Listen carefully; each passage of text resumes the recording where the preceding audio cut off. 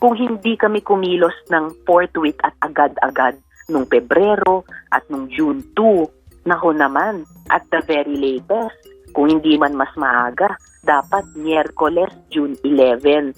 Simulan na namin forthwith kahit 4 months delayed na yung aming tungkulin bilang sa Senado sa ilalim ng konstitusyon.